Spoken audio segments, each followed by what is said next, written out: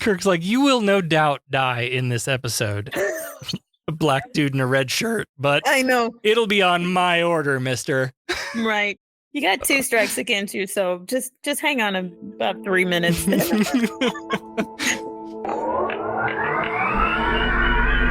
Perhaps I could use this as an excuse to go to those far-off planets with little polka-dotted people if necessary, and be able to talk about love, war, nature, God, sex, all those things that go to make up the excitement of the human condition. I'm Captain James Kirk. Spock. Your move, Captain. Jim Kirk of the Enterprise. What's going on? I'm James Kirk. These people are my friend and my shipmate. Leave my crew alone. Out of the question. How about that? James Kirk. It fits like a glove, Captain. Oh, the bonehead ideas. Gentlemen, I'm Captain James Kirk. Get out of my chair. Get out of it now. My greetings and felicitations, Captain. So good of you and your officers to, drop in. Absolutely smashing. Nuch, and welcome to Humanist Trek. It's a Star Trek podcast about the humanism in Star Trek. I'm Sarah Ray. And I'm Allie Ashmead. Can you believe it's September already? This is crazy. In a few months, it'll be Christmas. Jesus, I'm not ready. I'm not either. I tell you who's ready for Halloween, and it's not even fucking October. Weeks ago, I started seeing Halloween decorations, and now I'm seeing candy. Or in the stores, or what? Both. Okay. A particular home improvement place. Yes. Who does not sponsor this show, but maybe should. Yeah. Because we fucking pay their salaries as much as we're in there. They have a 15-foot tall skeleton thing. Oh, I want one of those. Oh, me too. It was like, I just had a great idea, Allie. We have to do this. We have to do this. 12-foot tall skeleton, right? We get 100 bolts of red fabric, and we make a zombie ripped red shirt uniform for the 12-foot skeleton to wear. It's a dead red shirt. A dead shirt. A dead shirt. Because, yeah, I can sew, which I wish I could, but that thing, that 15-foot skeleton is not, it's ridiculous. But I think the eyes glow, and I think it that maybe would be moves. So cool to make. Would that be an undead red shirt? Mm-hmm. Zombie. Yeah. We did a zombie red shirt night on Star Trek. That's what made me think of it. The cruise. Yeah. The cruise. There were a lot of red shirts and zombie makeup. Back to the Halloween thing. I'm like, there's candy on the shelves too. Who buys Halloween candy 2 months early? You know what this reminds me of? This reminds me of Disney's holiday calendar, right? Mm-hmm. So working at Disney, especially at the Magic Kingdom, your seasons were summer, Halloween, and Christmas. And the minute you can start hanging up pumpkins and shit on Main Street, they do it, right? And they start having Halloween parties 2 months before Halloween. And there's really cool time-lapse videos of this. But then the day the last Halloween party happens, that night, boom, overnight, Christmas. It's Christmas. Yeah, it's fucking crazy. insane. Yeah. So that's what it reminds me of. We're working off of the Disney timeline now. I swear. Give us a break. Consumerism. I mean, I know. But I have a neighbor who has this Halloween thing that says boo, just a little yard ornament thing that has been, I don't know for how long. It may have been there since last year in their yard under their tree by the sidewalk. do you need to go check on them? Make sure they're okay? No, they're out walking their dogs all the time. Okay. Maybe Halloween is just their thing. Okay. Maybe it's just human nature, Allie. Could be. Speaking of human nature, here's an episode about it. That's all I got this week, friends. It's Star Trek, the original series, Season 2, Episode 22, by any other name. Sir, contact with an object. It's moving toward us. No visual contact yet. Deflectors, full intensity. Mr. Sulu. Yes, Captain. Anything on your scanners? It's coming at light speed. Collision course. Visual contact. Anything, over? All wavelengths dominated by ionization effects, sir. All engines full stop. This episode opens with a quick succession of establishing shots that go from like wide to tight. So first we're in like orbit of an Earth-like planet, and then we get what I assume is a matte painting shot as an away team starts to beam in, and then that cuts in even closer to the away team materializing. That was a very fun opening that we don't often get. The Earth-like planet this week is paint the soundstage walls purple. We've done that before. Now, yes, we have been to this place before. And the play sets look familiar to me too. Like they're by a small lake and there's like some flora growing around them, trees and stuff. It reminded me of something. And was it the one where they went down and found the mall Easter bunny?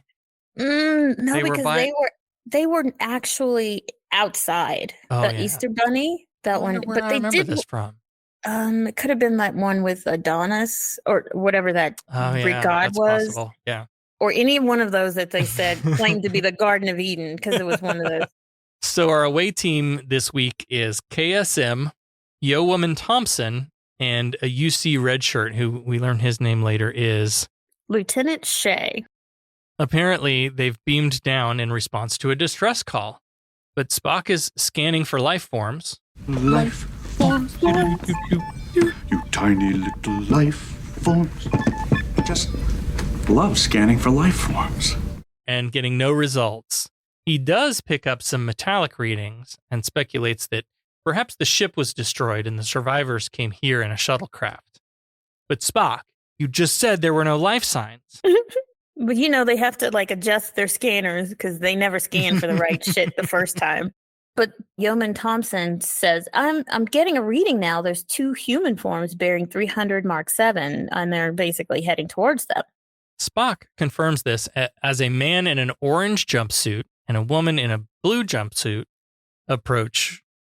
And they're wearing these like belts that look like they have, like, you remember the early days of phones, and I'm sure people still use these, but like you could get those hard plastic belt clips for your phone. Holster thing. Yeah. I had one. I had one for my BlackBerry back in the day. Oh, yeah. Man, 20 years ago. Too. I forgot about it that. was 20 years ago. Wow. Yeah, I was a big fan of the hard plastic belt clip. I did not like those fake leather soft ones. Those sucked. So anyway, it's like they've got like these old Motorola's clipped to their belts, and there's a button on it. Kirk introduces himself. He says they came in, the distress call and whatnot. And the man says, "Oh, very kind of you to respond so quickly. Now you'll surrender your ship to me." And Kirk's like, again? Here we go again. Kirk's like, I've got a pretty good sense of humor, but that's pushing it a little far, don't you think? Immediately, right off the bat, the man presses the button on the belt and they all just freeze in mid whatever they're doing. And I'm like, right off the bat, like 2 minutes in, they're just captive again. And then the woman clicks her belt and does the same thing to the yeoman and Lieutenant Shea. So everybody's frozen. And this guy named Rohan, he introduces himself and he starts walking around them. The only thing that Kirk can move is his eyes. I thought maybe they got different like direction here, because Kirk is like, so first of all, acting frozen is not easy. Yeah. It's gotta be hard. And to try to like not breathe or like move at all just because, but your center of gravity is off because you froze doing something or whatever. Like it's really hard. It really is. Kirk is the only one moving his eyes around. Spock and McCoy were like frozen. Yeah, Spock was like in mid, he had his finger out. He was like telling Spock something, as he usually is, disagreeing with him, and he's frozen in that moment. So Rojan goes on a little evil monologue. Doofenshmirtz Evil Incorporated! He says, "I am your commander from this moment. Any efforts to resist us or to escape will be severely punished. Soon we and you will leave this galaxy forever. You humans must face the end of your existence as you have known it."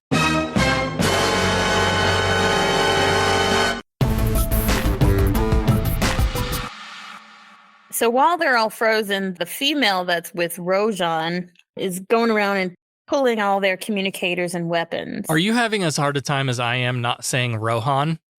I was saying Rohan. I wrote it in my rhyme and everything. And I don't know why I keep saying Ro- Rohan. Do we know a Rohan? You didn't, but that's how I would pronounce that name. So every time I wrote it, I thought, that's not right. Yeah. Rojan. I had to write it phonetically the first couple of times. J's are often pronounced with, except in the English language. Right. They're pronounced with an H or Y, like German and French and Spanish. Yes. So, yep. For some reason, I thought Rohan. So everybody's paralyzed, we learn, by this selective field that neutralizes nerve impulses to the voluntary muscles. Except Kirk's eyes. Except Kirk's eyes, right. Well, no, but then, see, Rohan goes on to say, Rojan, God damn it, I'm going to do that all episode. Rojan goes on to say, we can control you at will. So maybe he was moving Kirk's eyes around. I don't know. So he says, we will release you now. And everybody is released, and the red shirt was like already in motion going towards Rojan. I'm going to kill this motherfucker. So when everybody unfreezes, he sort of lurches forward, which is the right way to play that. It was great. Kirk orders everyone to stand down. And Spock is like, interesting.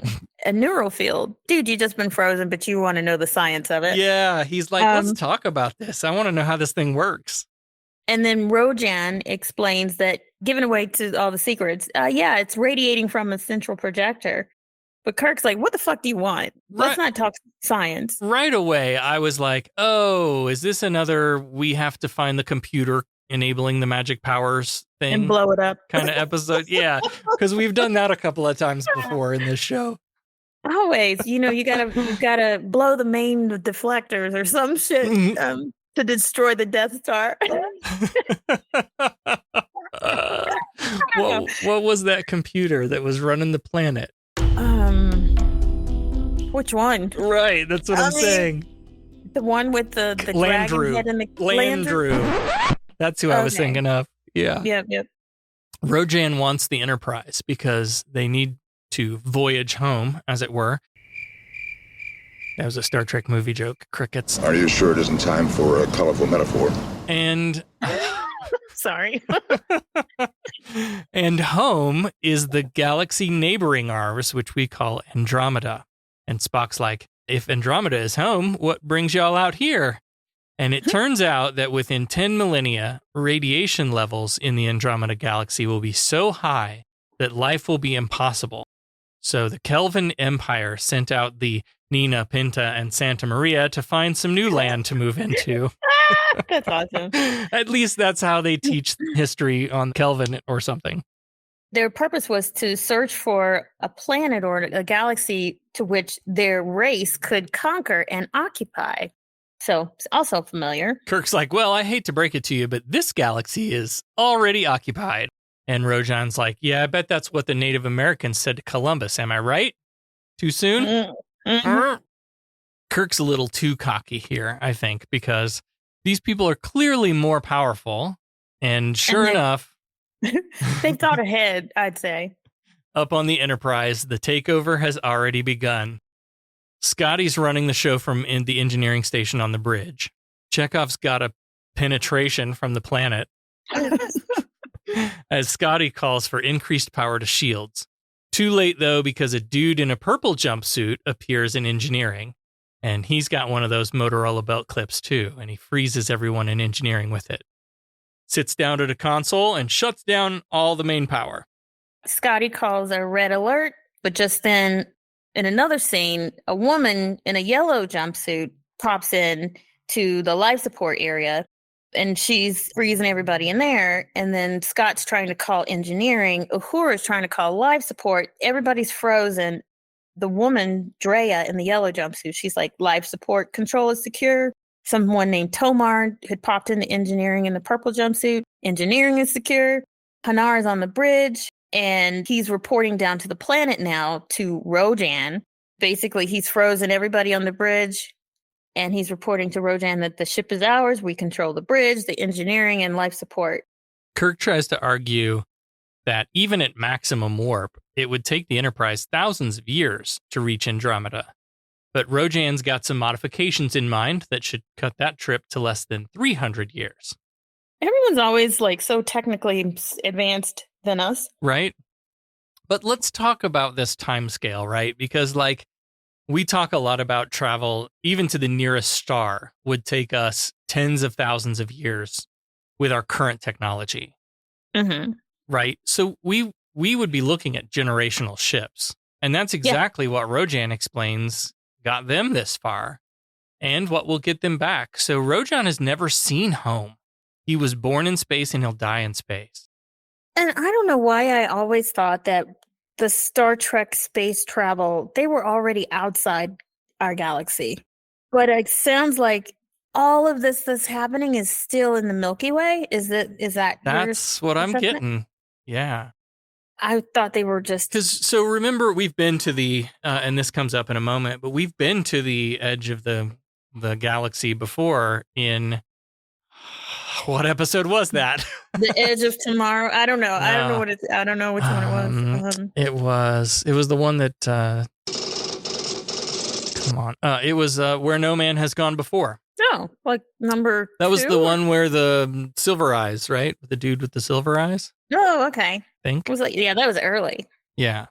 We learn here that the reason they're stranded is because when they pass through the energy barrier at the edge of our galaxy, it destroyed their ship, and they barely escaped in a life craft.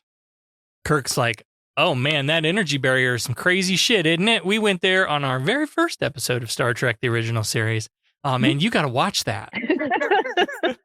That was episode 1. It was not, I don't think that was the first episode aired though, right? Because we just celebrated Star Trek Day, and the first episode aired was different.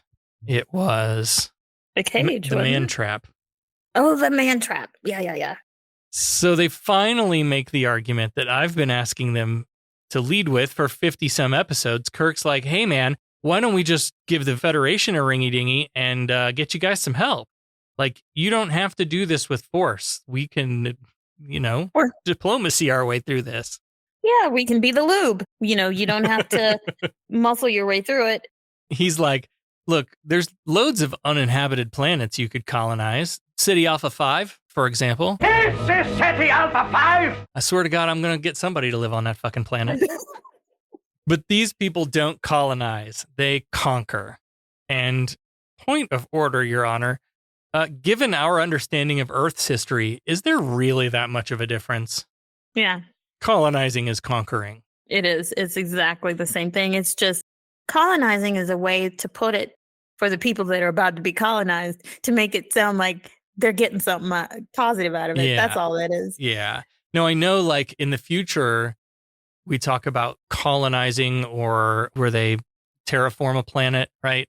Mm-hmm. It's very important that there not be any life on that planet, like in the Genesis device, right? We're not going to use this on a planet that already has life. So at some point, there becomes a concern for, like, we'll build a colony on a place as long as there's not already people living there. So maybe we'd learn our lesson eventually. McCoy's like, if this was a space western, one might say, this galaxy's not big enough for the both of us. We're going to have a shootout. And Kirk says, well, the Federation has handled foreign invasions before. And Rojan, I keep wanting to say Rohan, says, well, we can control the Federation just as easily as we can control you. You guys are inferior. And then Hanar appears just to kind of report into Rojan that everything is proceeding according to plan. Hanar is brown jumpsuit guy. And I don't know if you thought this, but I thought his jumpsuit looked like a very early Bajoran uniform. The way it had like the two brown color panels together kind of thing. Like that's what it reminded me of. No, didn't catch that. Have we introduced Kalinda yet? Well, I don't know that we know her name, but Kalinda is the woman that first appeared with Rojan. Every time I wrote, I must be in Spanish mode right now, because every time I wrote her name down, I thought, ¡ay, qué linda! ¡Ay, qué linda! So now I'm going to say that all the rest of this episode. God damn it. So Hanar is reporting that everything's proceeding according to plan, and then Rojan tells Kalinda to take them to a holding area. Which I don't know why they took them to a holding area, because if everything's according to plan on the ship, just go up to the fucking ship. But no. Just freeze them. But they put him in a jail in a cave to wait because for that's what? a thing they had. Yeah. Just had. What are you waiting for? So, yeah. So Rojan and Hanar talk about having been living on this planet. They're not too happy about it. Says it's an undisciplined environment that one cannot control. These guys are into control. That's their thing. Mm-hmm. Yet there are interesting but disturbing things of interest here. Wonder what that's all about. I don't know that we ever find out. I think just they hated the planet so much that they wanted to get off, but they didn't take the time to learn all the interesting things about the planet. They didn't let themselves. Yeah. That's kind of what I got out of it, maybe. Yeah, and maybe it didn't click to me until just this moment. Like, they're looking forward to being back in space. Like, that's their big thing is like, ugh, gross, this planet. Because they were born in space as a generational, multi-generational ship. Like, they were born in space. So that's what's comfort. That's what's home to them. And they don't realize it because they have this singular focus of getting back to the planet. Right. But then, and this is where we learn that their human appearance isn't really what they really look like. Because then Rohan and, God damn it, Rogan, Jesus, Rogaine, I'm just going to call him Rogaine. Rogaine and Hanner are talking about this shell that they're in, basically their human form. They're not too keen on those either. They have heightened senses like feeling and hearing and smelling and tasting, and they don't understand how humans manage to exist in these fragile meat sacks, basically. So are these energy beings or something? And where did they get the human bodies? Can they just Why did they morph? choose human? Well, why did they choose human? Because... Right. I have so many questions now. Yeah, I got the impression that they weren't just human form just to appear to the Enterprise crew, but I think they'd already chosen that when they got there. So that's kind of what I got from that. But everyone in space so far looks human. Right, right. There's a good reason for that 1960s television budget. Yeah. So I'm still concerned that if these beings can just change their appearance, they're shapeshifters. Yeah. And we don't get any of that detail at all. And I would love to have. Because I was left wondering, like, did they find some humanoids and take over their bodies? Yeah. Like, or how did they become humans? Yeah. How did they pick human? Yeah, I've unanswered. So the away team is put in a cell that looks like yet another Star Trek cave play set. And there's an opening with bars, and Spock's already sciencing through their options. He says this metal is similar to dibernium, but way more dense. Phasers probably wouldn't even make a scratch. And again, to further confuse us about where these aliens came up with human, McCoy says that they registered as humans when they scanned them. But Spock points out maybe they're a little too human? A little too perfect? A little too perfect? Yeah. What do we need McCoy for when we got Spock's opinion on what they're registering as? Like, seriously? McCoy doesn't ever come in with anything helpful anyway. Not really. And the odds of there being such a duplication of life, like almost perfect humanoids in a completely other galaxy, is very, very unlikely. Kalinda appears at the door, so they all kind of move away. And there doesn't seem to be very many of these aliens, but strength in numbers doesn't seem to matter given the power that they have on their Motorola belt clips. Shay's ready to fuck them up. He's like, let's go. There's not that many. Let's go. And Kirk's like, chill. Right. You see what kind of power they have? Come on, man. Right. So they quickly get thinking about how to get down to Landru to shut down these belt packs. But they have no idea what Landru looks like or where to find it. And by the way, they're locked in a prison cell. And so Spock goes over to the bed and flips up a mattress, and Kirk yanks out a piece of metal, and they slice into their arms and take out a couple of little communicators and attach them to the metal thing. And Spock's like, damn, there's no light bulbs in here. Oh my gosh. Spock's like, I might be able to figure out where the projector is, but I need to get a hold of one of those belt clips. And Shay, the red shirt, is like, You leave that to me. These bastard writers barely gave me a character name. I've got nothing to lose. I know, right? Right. And he is, by the way, an African-American man. So it was really good to see another person of color in there. Yep. But Kirk's like, cool your tits, you know. Kirk's like, you will no doubt die in this episode.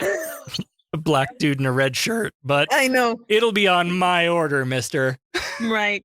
You got 2 strikes against you, so just hang on about 3 minutes. Kirk kneels down by Spock and says, look, the writers of this show don't usually do this, but do you remember that episode when we were on Emini 7 and you finger banged that guard through the wall? Can you do it again? You think that'll work again? He's done that like 3 times at least. Mm-hmm. So he goes over to the rock cave wall and starts putting his fingers on the wall. It looks for a second like it might be working. Like Kalinda gets some kind of confused looks on her face as he enters her mind. And it's not and it's not long before Spock is like knocked back away from the wall. Like she got some mental powers to really overpower his. So they go to check on him, and then Kalinda wants to know what the fuck just happened to my brain. And so she comes in, but then Kirk stands behind the door and grabs her. And I don't think this was fake. He chops her on the fucking neck, shoulder area. Mm-hmm. And like, I don't think it was fake. I think he actually hit her. If it was fake, it was very convincing. Yeah, and knocks her out. And then he takes the belt device. He asks if Spock's going to be okay, and he's like, I will be okay, but we got to get out of here. Do you remember that episode where we went to the planet that was based on 1920s Chicago gangsters? Yeah. And every time they made a break for it, they got caught again, like around the next corner. Mm-hmm. Happens again here. They make a break for it, but they barely get out of the cave when they're zapped again, and Kalinda takes her belt clip back. And Rojan's like, God damn it. See, now I've got to punish you for this. You know what that means. And he points over to Shay, and Shay's like, oh, sure, the black dude got to die first, of course. I know, right? And then he says, take the woman, which we've forgotten all about. Thompson. Yeoman Thompson. Yeah. Which? She's like, whoa, hang on. I'm wearing red too, but come on. Man, I just got here. I only had like 2 lines so far. Okay. Trivia about this woman. Okay. She is the ex-wife of the guy who played Zephyr Cochrane. Oh, no shit. Cromwell. I forget his first name. Oh, the movie Zephyr Cochrane. Yes. I built this ship so that I could retire to some tropical island filled with naked women. That's Zephyr Cochrane. James Cromwell? James Cromwell. Is that it? Mm-hmm. Mm-hmm. I think so. Sounds right. Yeah. That's him. So she's the ex-wife. No kidding. Yep. And then her child had played in Voyager at some point, but whatever the role was, they were a baby, I think. Oh, so wow. she accompanied them to the set. So yeah, so there's a little trivia there for you. Yeah, that's so cool. There's another trope that we see that happens right here too, which is when the villain tries to make his actions seem justified by trying to connect with Kirk. And he's like, we're alike, you and I. We both care less for our own lives than those that we command. We feel pain when others suffer for our mistakes. We're the same, you and me, Kirk. Kirk would never torture someone or kill someone as punishment. But he says that his punishment is to watch them die. So Haynard does the thing on his belt with the button. Lieutenant Shay and the yeoman are turned into these little geometric blocks of what look like bone material or salt. Yeah, it almost looked like a salt cube shape. Yeah. Sugar cube, salt cube. So where Shay and Thompson were standing, there's only these large D14s on the ground, and I was calling them D20s. But apparently, that's it. I had to do research. I looked it up. These are apparently cuboctahedrons. Cuboctahedrons. Mm-hmm. So they have 8 equilateral triangles, which is the octa, and then 6 squares. Mm-hmm. So together that makes up 14 faces. So D14. And that's what we use for Dungeons and Dragons. Yeah. Hell yeah. Hanar brings the D14s over to Rogaine, And he explains that this is the essence of who they were. Flesh, brain, personality, all distilled down into these dice. This is really fucked up. Yeah. And he starts crushing one.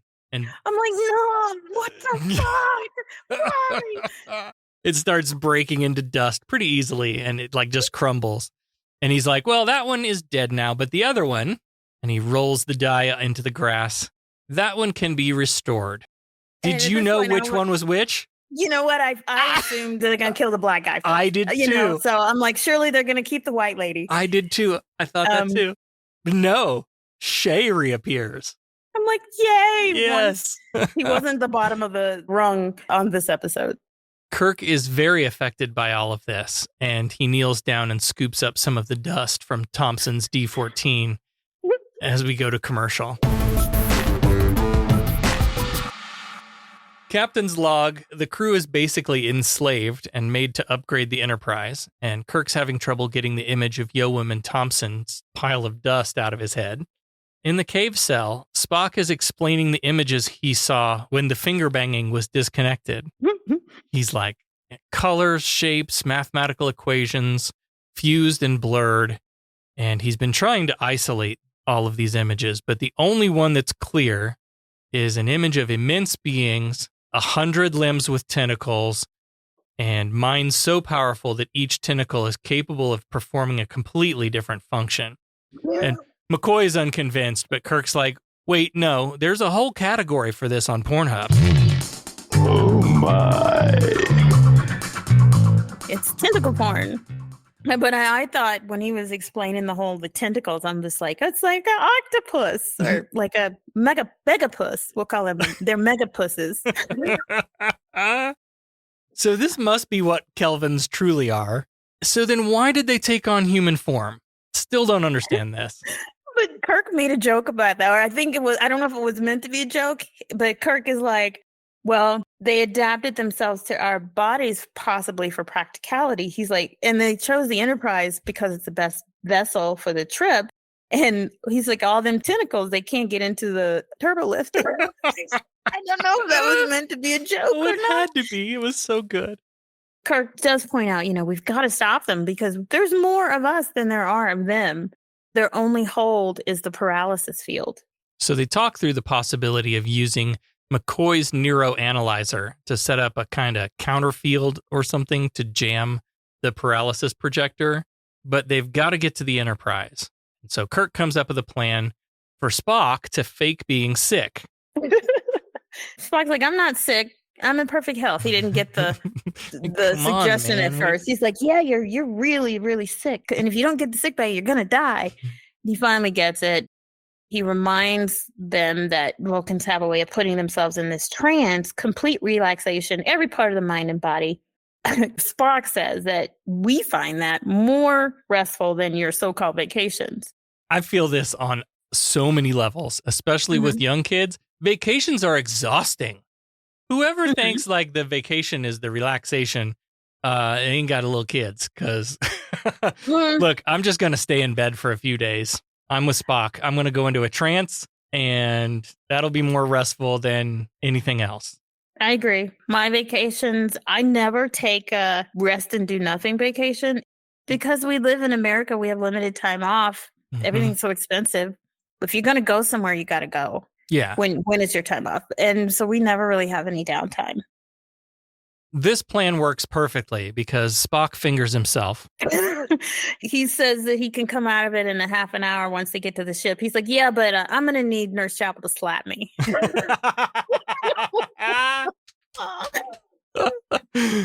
So yeah, he finger bangs himself, puts himself to sort of sleep, I guess, because he kind of passes out in McCoy's arms. Yeah, they catch him and McCoy takes his pulse and it's almost non-existent. So Kirk calls over to Hanar at the door. So he comes in for a closer look and agrees, for some reason, to let McCoy and Spock beam back up. They're gullible. For these all-powerful beings, they're so gullible. And if their species is supposed to be so conquering, like, what do you care if Spock's dying? Right.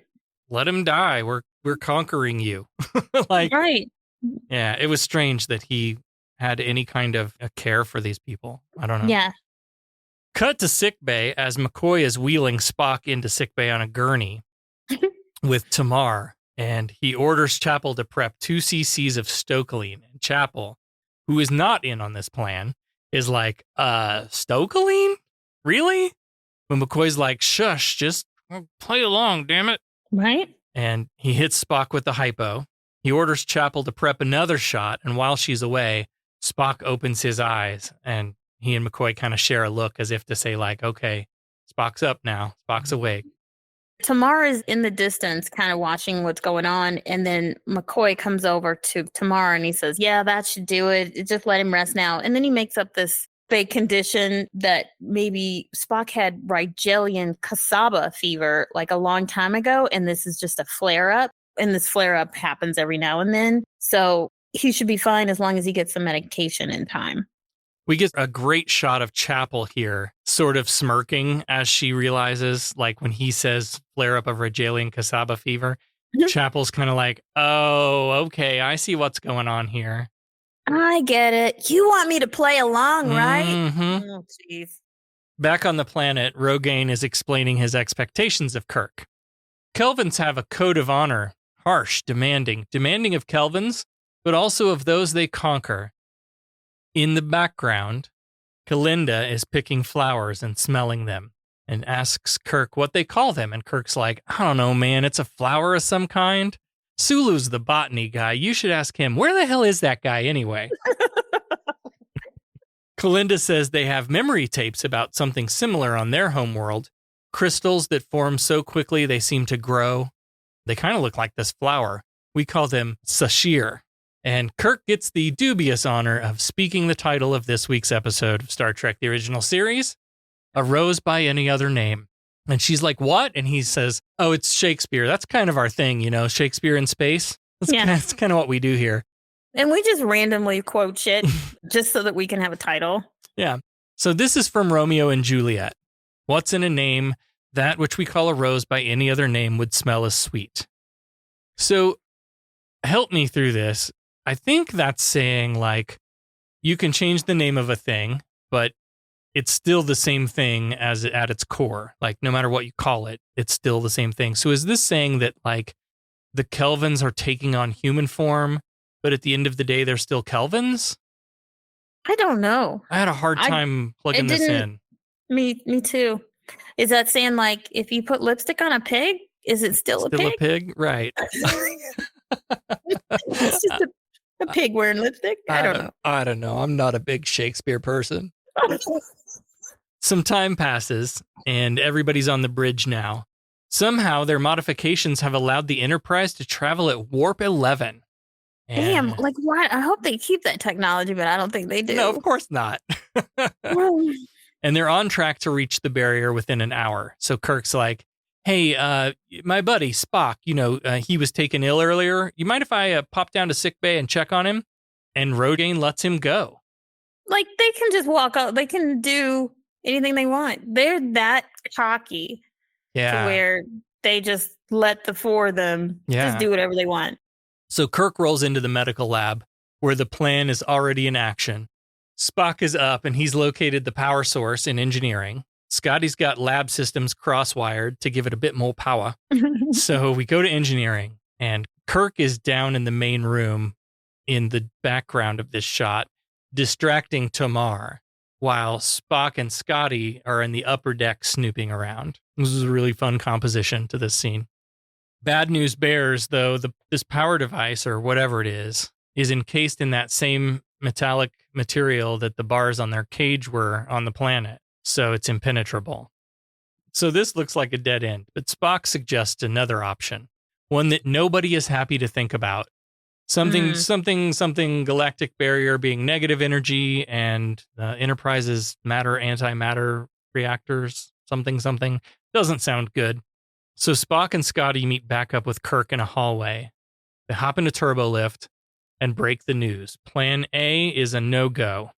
And Spock's like, however, we've already got this other, obviously the most logical alternative. What we do is we flood the nacelles with positive energy, and when that reacts with the barrier's negative energy, we'll blow up the damn ship. No! No! You broke your little ships. Kirk's like, Scotty, have you guys been hitting the hooch? And he starts to say, like, I can't just blow us all up. But he's interrupted as the turbolift doors open onto the bridge, and Rogaine orders them to take their positions as they approach the barrier. So nice that he lets Kirk still take his captain's chair. Spock goes to his console, Scotty goes to his, and as they approach the rim, Scotty's ready to push the button on his controls. The tension continues to build as Spock gives a report. Sensors indicate density negative, radiation negative, energy negative. Keyword here is negative. All instruments are off the dials. The camera kind of cuts back and forth between Kirk, Spock, Scotty, and Rogaine. Ultimately, Kirk calls off the plan, hold your positions, and Scotty flips some switches that disables the little flashing button that would have destroyed them all. And they do a little bit of a shake and some bright lights and a little bit of jerking, and they pass through the barrier. But then Rogaine tells Hanar to start the neutralizing operation. And Kirk is like, what do you mean by that? So Rogaine explains that they only needed the humans to get through the barrier. Now that they're through it, they have to think about things like being able to produce enough food for everyone for this very long trip that they're on. And besides, there aren't enough Kelvins to guard this many humans. So, we're just going to neutralize the non-essential ones. Speaking of which, and one by one, Uhura, Chekhov, and some UCs up on the upper deck are all turned into D-14s. And Shatner gets to do some more really great face acting as like this loss kind of crashes over him. Yeah, all his crew is turning into little dice. They decide to neutralize everyone except for Kirk, Spock, McCoy, and Scotty. So he's kind of wandering the hallways on his way to the rec room, and he sees this group of D-14s just laying in the hallway, and I'm thinking to myself, somebody better move those. Yeah. They're gonna get stepped on because they're just randomly, they've just left them where they were standing. Yeah, there's like clipboards and shit on the floor next to them. Yeah. Whatever tech props they were carrying at the time. Yeah. I'm not sure I completely understand Kirk's guttural reaction to seeing all of these. Like, he staggers backwards when he turns the corner and sees all these D-14s on the ground, right? Mm-hmm. Because earlier we established that, like, those people are still there and can be reconstituted later as long as they don't get smashed. Just add water. Like, I could understand if there was a scene where Rogaine is just smashing them all. Like, when I was a kid and I lived out in the country, we would like go around the country roads and pick up pop cans to recycle for money, because in the 70s and 80s, people were assholes and threw pop cans out from their cars. Don't fucking do that. Yeah. My sisters would line up pop cans down the sidewalk in front of our house and then work from like one end or the other and like smash, stomp, stomp, stomp, stomp, smashing pop cans as they went down with their feet. So like do that, put like all these D-14s in a row and then just smash, smash, smash, smash. That would make me think Kirk would have some feelings. Yeah. But these are just like, they can be brought back. No big deal. Yeah, but still, they're still kind of trapped. And I'm not sure if I was sold at this point on the idea that these aliens are malevolent. At this point, I'm not sure. Well, they talk such a big game. All we do, we conquer her. But then all you can do is turn people into cubes. Yeah. And then they just let them go wherever they want. Right. Other than the one white girl they crushed to dust. Now they just, it's weird. Yeah. So in this hallway, Kirk turns around to find Rogaine, and Rogaine explains that he knew about the whole explode the ship plan. Because of course they did. Why would these people think? Like, this happens all the time. These people underestimate every insanely powerful alien they come across. They really thought they had this plan and that these aliens weren't going to know it. Yep, they knew it.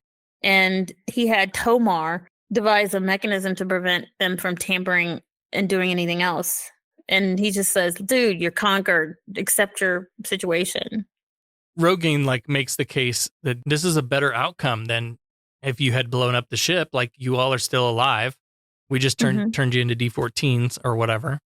Kirk continues down the hallway and arrives in the rec room. So we've got Spock, McCoy, Scotty, and Kirk. And these guys are all sitting around their plates of colored food cubes. Pineapples. I think they just colored the pineapple and the watermelon. So I think that's what they did. McCoy's like, Scotty tells me you could have blown up the damn ship. Jean-Luc, blow up the damn ship. No! And this gets really heated between Kirk and McCoy, but they're interrupted by the swoosh of the doors as Tamar enters. And Tamar's like, I don't understand why you insist on eating these Jell-O cubes. And McCoy's like, hey, don't knock it till you've tried it. Tamar holds up this pill box. He's like, I've got these pills and they give me all the nutritional elements that I need. But McCoy's like, don't knock it till you tried it, son. Tamar is like, all right, I will. I'll try it. And I need you to assist me. So McCoy takes Tamar over to the food replicator. At this time, it's just called the selector. Mashes some buttons and he gets a tray of food for Tamar, which is the same colored blocks that they're eating. He settles himself down at the table and he starts taking a bite. Meanwhile, Scotty is over at the next table trying to devise a plan to let's knock him out or something and take the paralysis projector. But Kirk is like, even if we could, we need that projector to bring our people back. So they can't just knock it out because then they'll be trapped as D-14s forever. Then they look back over at Tamar, who's actually like, this is really good. But Spock makes an observation. And he explains that the glimpses that he saw when he was finger banging the wall. No. He was finger banging Kalinda through the wall. Yeah, that's it. Yeah, those are some powerful fingers there you got. What does a Vulcan glory hole look like? Is it 2 holes so that you could do your Vulcan salute through it?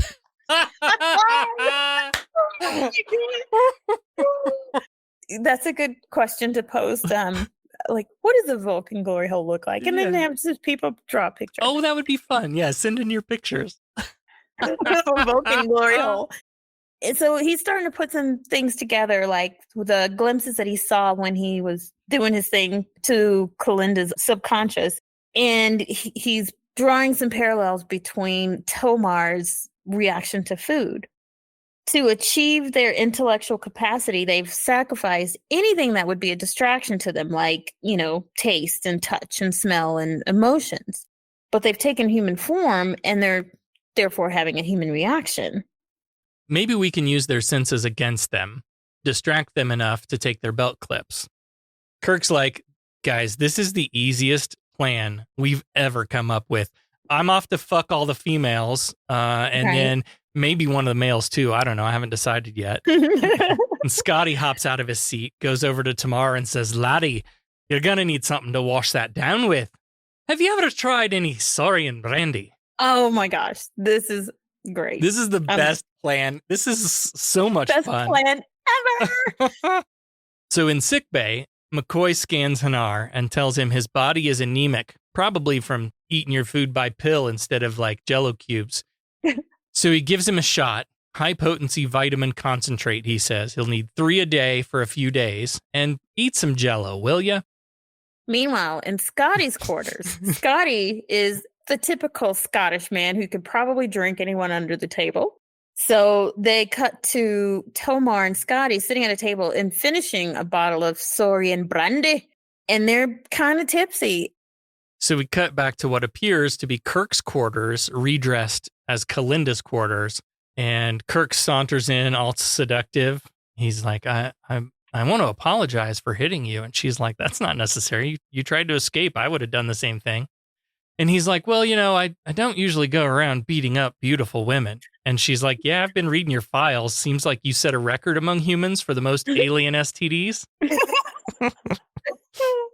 He explains that there's better things for men and women to do. And he kisses her on the neck where he had karate chopped her before. And he says, is that better? And she's like, I don't know what you mean. Is that supposed to be a remedy or something? And Kirk's like, nope, but this is. And he leans in for a big old kiss. She still doesn't get it, though. She's like, is there some significance to this action? And he kind of looks a little bit deflated, like, meow. And, he's like, well, among humans, it's meant to express warmth and love. Oh, she's like, oh, you're trying to seduce me. I've been studying you. I love Shatner's face acting here in this scene, too. It was so good. Yeah, you could tell the disappointment clearly because it wasn't working. Like, he's used to women falling over him. Yes. This is the hardest he's ever had to work.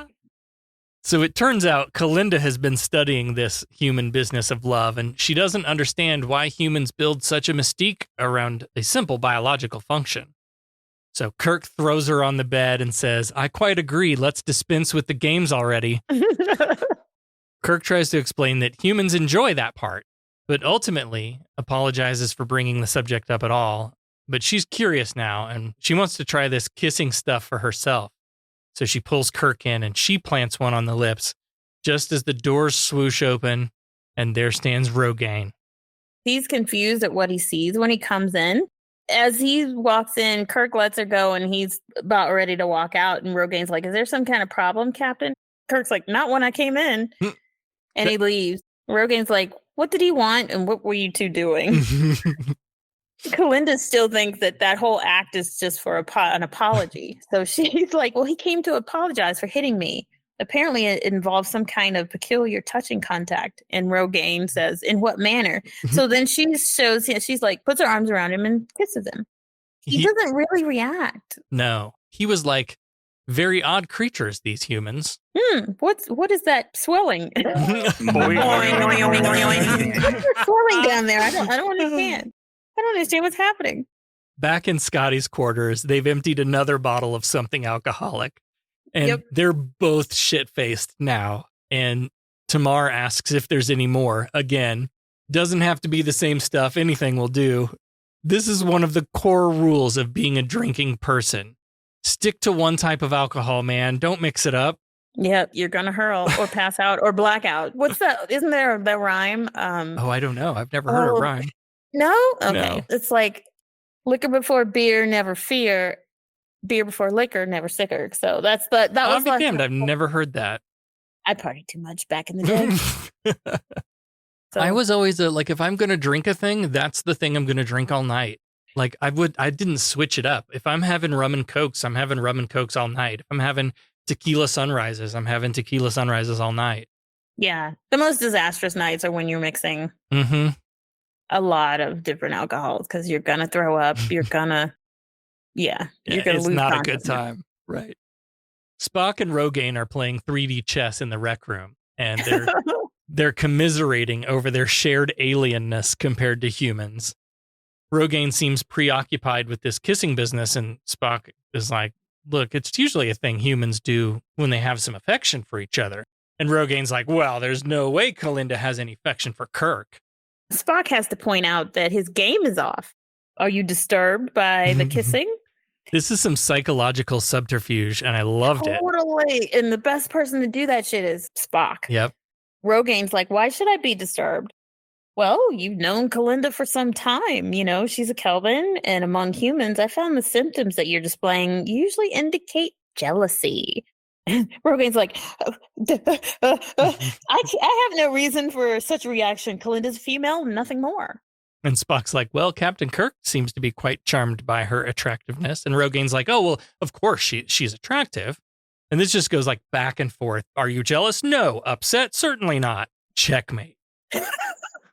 Go, Spock, go. This was I know, great. right? But meanwhile, still drinking in Scotty's quarters, and he's found some random bottle, and he stumbles in. He's like, I found this on Ganymede, and Tomar's like, well, what is it? And as he's about to pour it, he opens the bottle and sniffs it. He's like, it's green. Now, I know that is a this is thing a scene from another episode. Mm-hmm. Yeah, TNG, right? The episode Scotty was on in TNG. Yeah. Mm-hmm. What is it? It is green. Data was serving liquor from Guinan's private stash or whatever. I was like, this is brilliant. Back in Kalinda's quarters, Rogaine walks in to find her admiring her beauty, and he unleashes a whole can of jealous in this scene. Well, she's got her hair down now. Like she's like literally primping. He forbids her from fraternizing with the humans, but especially Kirk. Although he admits to not having this same rule for the other Kelvins, only Kalinda. So this is definitely jealousy at this point. Yeah, and it's so funny that humans do this all the time. Whenever you're accused of being jealous, we always deny it. Like, why do we do that? Yeah. Like, as if, just admit you're jealous. It's fine. Because it's been made culturally unacceptable to be jealous. It's fine to be jealous. Yeah, I it's agree. so crazy that we always like fucking lie about it. I'm not jealous. No. So he tells her that he wants her to avoid Kirk, and she's like, nope, I will not. I forbid you to go out with that boy again. You can't stop me, Daddy. I'm going to go out with whoever I want. Mary, I am out of control. Yeah, I use drugs. I can do what I want, bitch. Yeah, I have sex and I don't use protection. It's my hot body. I'll do what I want. I don't go to school and I kill people. Whatever. I'll do what I want. That's exactly how this conversation went.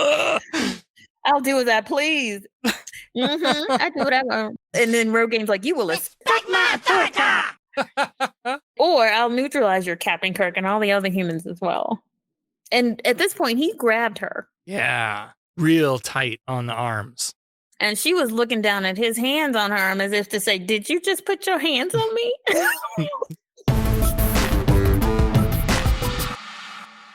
So Hanar is in sickbay, getting another shot, and it's a quick scene, but it seems like Hanar is getting a little agitated. He's like, how many more fucking shots do I have to have? And McCoy's like, well, now let's see. You've had 3 shots. I think you better stay on them for a few days, and then we'll see how you're responding. And Hanar's like, I see no reason for you to refer to yourself in the plural. He walks out just because he said, we'll see how you're. We'll see. Boy, he's like fucking irritated. Yeah. Cut back to Scotty's pub. Holy shit, this guy has so much alcohol in his quarters. No, they haven't gotten up to pee once. Also, we have to talk a little bit about this is Scotty's quarters. And so there's like coat of arms and there's like bagpipes. Yeah. I think this is the first time we've seen Scotty's quarters. And every time they go back to Scotty's quarters, they play this like little bit of a bagpipe, whimsical fun music, which I think is kind of cool too. Yeah. They finished off another bottle, and Tomar's like, you have more? And Scotty says, all I have is a bottle of very, very, very, very old scotch. Whiskey. Well, I will try it. I'll get it. Whiskey. And he's yelling it because he's fucking 4 sheets into the wind. Fuck the 3 sheets. He's 4 sheets in the wind. And he throws the bottle down, the empty bottle, and breaks it. Makes his way over to like this half sort of night bust with a helmet on. He takes off the helmet, and he's been hiding his old bottle of scotch there. This fucker has alcohol everywhere. I know. Hidden all over the place. I have some questions about this, though, because he pulls out this bottle of whiskey and blows the dust off of it. Is there dust on the spaceship? There shouldn't be. Shouldn't be. But I guess it just paints a picture that he was saving it for something, and he's been stashed it away, and it was it was old, so. I also had a very strange, like, physiological response to this that I had to tell you about. So back in my 20s, a friend gave me a bottle of Johnny Walker Black Label. And, well, let's back up a little bit here. I've never been a big, like, drinker person. I went through my, cheap beer blackout phase in my 20s. But then I transitioned to fruity cocktails, and now I don't drink at all because getting high is better than getting drunk. But I tried to drink that stuff neat. And when Scotty poured out that first glass, I don't know if it was the color or what that just triggered a thing in my brain. I'm telling you right now, I could smell that whiskey from my 20s as if it was under my nose. It was the most disconcerting experience I've had in Star Trek in a long time. That's so weird. Yeah, nostalgia is a bitch sometimes because it is always associated with a smell. Or every time I walk into a bar, like a dive bar, and the smell of it it's not necessarily bad smell. It's just memories. Yeah. I am there again. Like I'm literally there again. So yeah, I get it. We don't hear, though, what he was saving that bottle for. I would love to have known. Back in the rec room, I want to talk about another prop on the table because I've never noticed it before. And it's not something that's become like its own phenomenon like 3D chess. This thing looked like 3D checkers. Did you see this thing? Kirk, or the guy when they fight, falls into it later and the pieces go everywhere. Oh, I thought it was the chess, but I guess I just saw the 3D tier thing that looked like the chessboard, but maybe it was something else. It looked like 3D checkers because there were like red and black pieces or red and white pieces or something. Oh my God. Yes. Hold on. 3D checkers too? It's called space check. Hang on. I'm going to shoot you the thing. Hang on. Subspace message coming at you. I'll be damned. I should have looked this up while I was taking my notes, but I didn't. But yeah, sure enough. And they play it in Deep Space Nine, I guess. Okay. I'm getting that Space checkers is what it's called. It can't be hard as chess. So I think that's what I'm thinking. I think we get 3D checkers first. Yeah. Maybe we can actually learn how to play that. Yeah. Baby steps. Cool. Yeah. They play it on Deep Space Nine. I didn't know that. All right. Well, and it looks, do you see that? There's a picture of like a very old packaging. 70s. Gosh. Yeah. It's got the circles. It looks like space checkers. All right. Hey, listeners, if you decide you can find this game and want to send it to us, absolutely. Sarah will shoot out a PO box or something. So you can absolutely. God, we got to have one of these to go on the table next to the 3D chess. So McCoy looks to be playing a card game. Some kind of like solitaire, probably, right? Do you remember in the early days of computers, you could get those CD-ROMs that were like, they like had 1,000 games on them and they were like super dirt cheap, but they were just cheaply made Windows games. But like 1,000 out of those 1,000, like half of them were some variety of solitaire. I love the solitaire ones. Those were ours. They were like shaped in a pyramid or just some weird version of solitaire. Loved it. I used to buy the crap out of those discs. That's another one of those triggered memories that are very fond.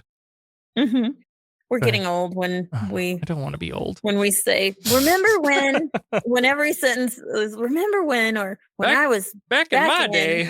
Right.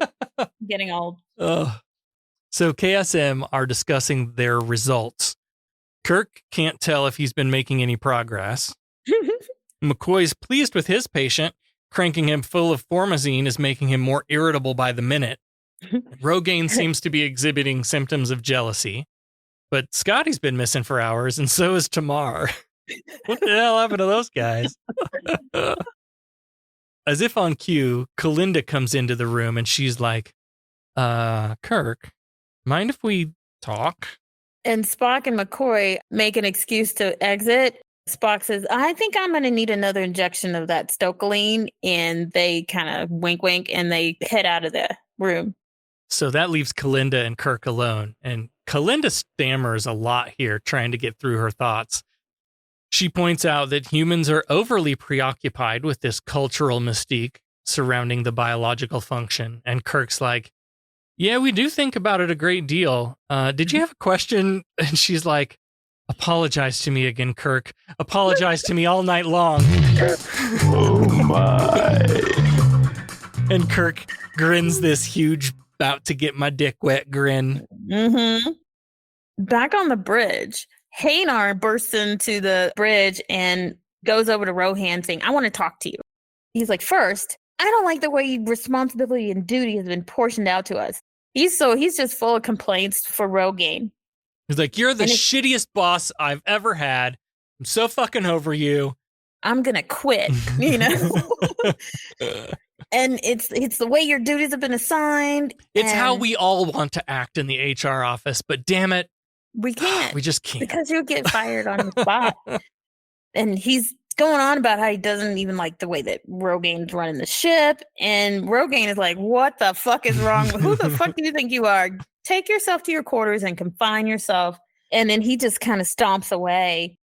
Rogaine at this point is irritated that Hanar is irritated and had the nerve to come down. So he kind of hits the captain's chair, and Drea just was looking like, what the fuck is going on with y'all?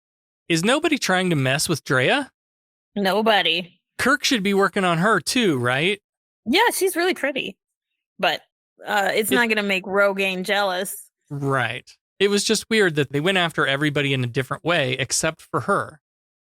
Cut back to Kirk and Kalinda's tongues having a Star Trek fight. She's really into this apologizing now. And she tells Kirk that Rogaine told her not to see him, but she doesn't feel like she's defying his order. They were told to learn everything they could about the humans. Back on the bridge, Spock comes into the bridge and Rogaine tells Spock, well, you weren't ordered to come here. What are you doing here? And he's saying that he's got to monitor and make periodic adjustments to the automatic sensors. And Rogaine's like, fine. They're so easy and gullible. And he asks if he'd seen Captain Kirk. And Spock just kind of nonchalantly says, if you want to, I can call him to the bridge. And he says, no, I was wondering where he was. Just, wondering. And Spock said, I left him in the rec room. Still just kind of spoon feeding him little information. But Rogaine's like, oh, so he was alone then. And he's like, no, Kalinda was with him. She was anxious to speak with him. And he's like, I told her to keep her ass away from him. So this sends him off. Scotty's shaking out the last drops of scotch into Tamar's glass, and he tosses it back. And finally, this is enough to take him down. But this acting was a choice. So yeah. When Scotty... It was atrocious, to be honest. When Scotty goes down a minute later, that is super believable and realistic. But Tamar's body, jerks and, it was just a choice. Yeah. I guess what that is some kind of passing out for an alien. I don't know. Yeah. That's how those alien Kelvins pass out. The tentacles are spasming, jerking. Yeah. So he puts his head on the desk, and then Scotty's like, you did it, you and me. And he's talking to the bottle. And he kisses the bottle, put him right under the table. He takes some effort to stand up straight and walk over and get the belt from Tomar, the little device on the belt. And he's like, I'll take this to the captain. But then he gets to the door opens, but he doesn't make it. That's when he slides down the wall and passes out. I know I've definitely done that before. Yep. Very realistic. So, very. Kirk and Kalinda are still making out when Rogaine enters, still mad as a hatter, and he's like, hey, you, get your damn hands off. Bitch, I told you to avoid this human.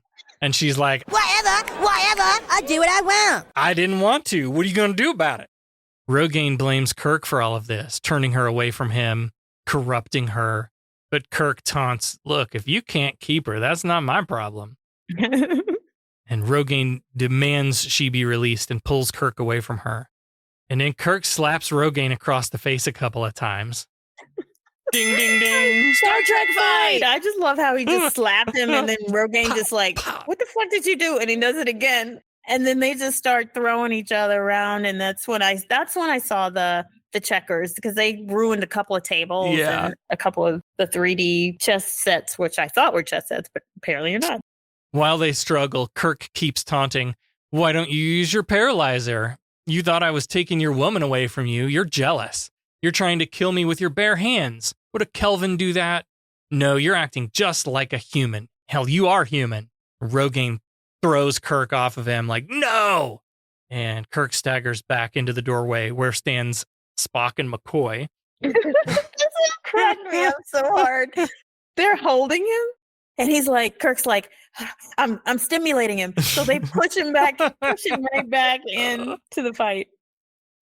This episode is about to resolve, and I think this is the moment I want to mention how dissatisfied I am with it. Kirk keeps shit-talking. Look what happened in the short time you've been exposed to us. What do you think's going to happen in 3 centuries? When this ship gets to Kelva, the people on it will be human. And the Kelvins would see you as enemies, as aliens. And Rogaine's like, but our mission. And Kirk says, your mission, like ours, is to find new worlds to conquer and for your people to live on. You can still do that we can bring this problem to the Federation. Again, we can diplomacy our way out of this thing.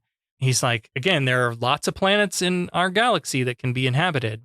The fight starts to wind down here as Rogain's like, you would really do that for us? Like, welcome invaders? And Kirk lets go of the headlock and he says, not invaders, no. Friends, sure. But he told them this at the beginning, and they just said, no, we're conquerors. Yeah. Why would you expect them to be able to change and become friends? Spock's like, Rogain, you are only a link in a chain following an order given 300 years ago. You could establish a destiny of your own. And the triumphant Star Trek music plays as Rogain's like, yeah, I guess it could be done. That's it? No, yeah. You killed one person. We went through the galactic barrier. We're halfway through to your home world. Spock. And it was that easy. All you had to do was get somebody drunk, jealous, and irritated. And then that was all it took. Yeah.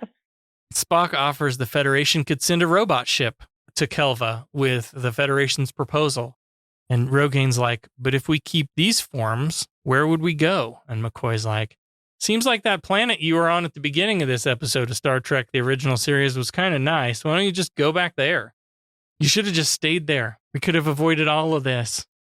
Rogain's still kind of hanging on to his jealousy a little bit. And so he's like, looks at Kalinda and do you want to stay with him? You want to stay with Kirk? And she's like, he's interesting, but I want to go with you. I think I owe you an apology. And we know what that means. Oh my. So she goes and she kisses Rogain. Kirk says, see kids, being human does have certain advantages. Being able to appreciate the beauty of a flower or a woman. Now you know, and knowing is half the battle. G.I. Joe! He's American hero. That's it. That's it. Rogain calls up to Drea to turn the ship back over to Kirk, and Kirk's like, turn around, let's go home. That's it. Boy, I'm sure glad that's over with. I'm happy the affair is over. Me too. A most annoying, emotional episode. Yeah, but you know, I learned something today. When dreams become more important than reality, you give up travel, building, creating. One jealous god, if all this makes a god. By sparing your helpless enemy who surely would have destroyed you, you demonstrated the advanced trait of mercy. Frankly, I was rather dismayed by your use of the term half-breed. You must admit, it is an unsophisticated expression. Before we go into humanism, again, I'm just so dissatisfied with the way this one ends. We don't get to see any of the D-14s turn back into humans. No.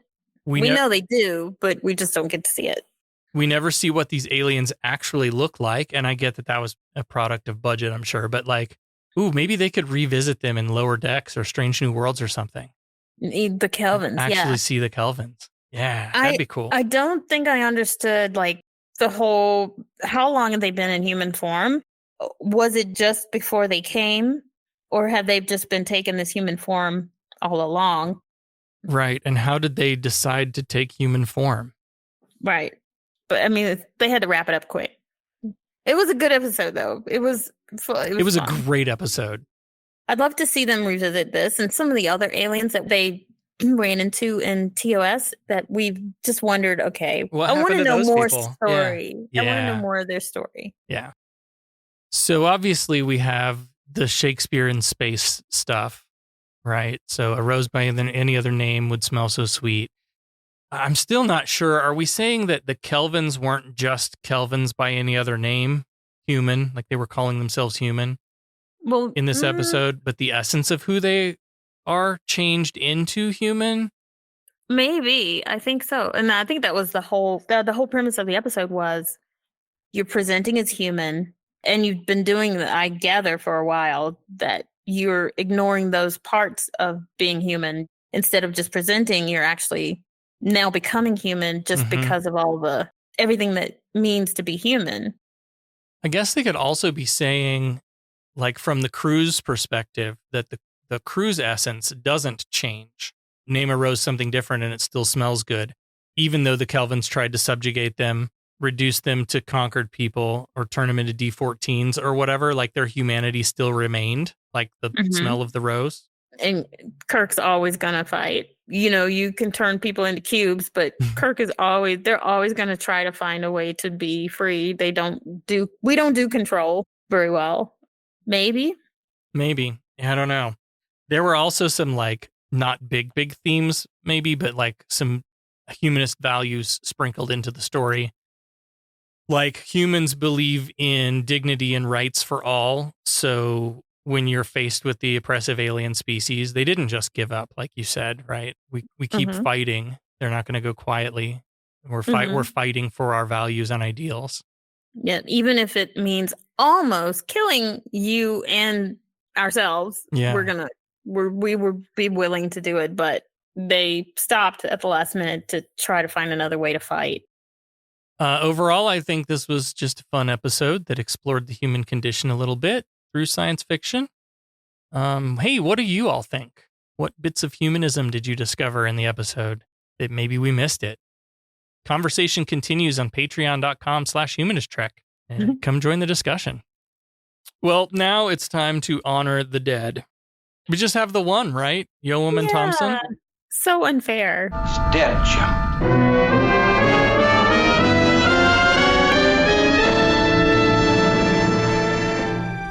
We are assembled here today to pay final respects to our honored dead. Poor Yeoman Thompson died 13 minutes in. Punished for Kirk's attempt to escape, let the fun begin. She was deemed unnecessary by Rogaine. He turned her into a cube. Then he picked up her cube and crushed it. How incredibly rude. So rest in peace, Yeoman Thompson. She did not last very long. Let's get right to business. Fine, I'm authorized to pay an equitable price. Federation has invested a great deal of money in our training. They're about due for a small return. Listen, we pay off percentages. We're entitled to a little service for our money, huh? Is this the way your citizens do business? Their right of petition? They pay their percentages and the boss takes care of them. Is there anything else? There are a lot of great ways to help support Humanist Trek. One of the free ways to do that is to leave a rating and review wherever you happen to listen to the show. Of course, our favorite way for you to support us is to send us some gold press latinum by becoming a patron of the show. We want to thank all of our patrons. We especially want to thank our founding admirals. A special thanks to Russell, Allie, Peter, and Sarah. Thanks, guys. Thank you so much, and thanks to everybody who supports the show. Patrons get early access to every episode, special merch. We've been dropping a lot of personal logs into the feed lately that are patron only. So there's a lot of great reasons to come join us over at patreon.com/humanisttrek. For as little as $3 a month, you can make a very big difference to us, and we appreciate you so much. I assume you're loitering around here to learn what efficiency rating I plan to give your cadets. Trainees, to the briefing room. Is that all you gotta say? What about my performance? Aren't you dead? I don't believe this was a fair test of my command abilities. There was no way to win. There's no correct resolution. It's a test of character. Now, what is that supposed to mean? I am understandably curious. May I ask you a question? Who's been holding up the damn elevator? All right, let's bring Academy Instructor Becca back in for the exciting answer to last week's Starfleet Academy Cadet Challenge. Last time on Humanist Trek, you asked us... Actress Sashir Zamata of Saturday Night Live fame circa 1975 was named Sashir by her Trek-loving parents. Sashir is the Kelvin word for what? I know this now. Damn it. Flower. Fuck. Incorrect. Well, yeah, I wouldn't know. I wouldn't have known that before. No, there's no way I would have known that. Damn it. Yeah, that's what it is. All right, next week we'll be reviewing Star Trek The Original Series Season 2, Episode 23, The Omega Glory. Oh, God, this sounds like biblical or some kind. Right. The Enterprise finds a planet devastated by disease that appears to treat the American flag with great reverence. Yeah, this is totally a biblical place. I mean, this sounds like modern day now. Right, exactly. Mm-hmm. All right, so what's our question for the Omega Glory? During the closing credits of the original broadcast of this episode, NBC announced that Star Trek would be renewed for a third season. What else was said in that announcement? Fuck. Well, we know from the answer to a past episode where you asked us what was happening during that episode, and it was the fans, the people's voice that kept it going. So maybe it was saying something about a thank you to the fans. Yeah, I don't know. Was it an announcement though? What was the phrasing you used? It was an announcement, and it part of the announcement was Star Trek will be renewed for a third season. And then there was an additional sentence at the end. Thanks to the fans. Who was the person that organized that write-in thing? Do you remember that? Was it Bio Trimble? It was Bio Trimble and Gene Roddenberry. I thought it was a lady and her husband, or no? Okay, so it doesn't have anything to do with that? No. Fuck. Okay, because I thought it was a thank you to her. It does have to do with the letters. So it's a thank you to the fans. You just gave it away. It's got to be what that is. That's what I'm thinking. She's shaking her head now. Fuck. Maybe it listed the number of letters they received. Oh, maybe it asked them to stop fucking sending letters now because we've extended the series and stop sending us letters. Or maybe it said, okay, we're doing a third season, but we're not doing any more, so stop it. I don't know. Okay. I'm going to try to squeeze my two together and say that it was listing the number of letters that they had received and imploring fans to stop writing in about it. That's my answer, locking it in. And I'm going to say it was definitely maybe thanking the fans for keeping Star Trek alive, but also saying that, it's renewed through the third season and then that's going to be the end. I don't know. So stop sending letters. I don't know. That's what I'll say. Okay. We've locked in our answers. If you want to play along, you know how to do that. No cheating, no Googling. Head to your nearest social media app and share this episode. Use the hashtag Starfleet Challenge, share out your answer, and we'll pick somebody to be our favorite. Next time on Humanist Trek, Star Trek The Original Series, Season 2, Episode 23, The Omega Glory. Live long and prosper. Kapla! Humanist Trek is available wherever you replicate your podcast. Follow us on all the social medias at Humanist Trek. Become a patron at patreon.com/humanisttrek. Open hailing frequencies to podcast@humanisttrek.com and visit our website, humanisttrek.com. Humanist Trek is a production of Sarah Austin Media.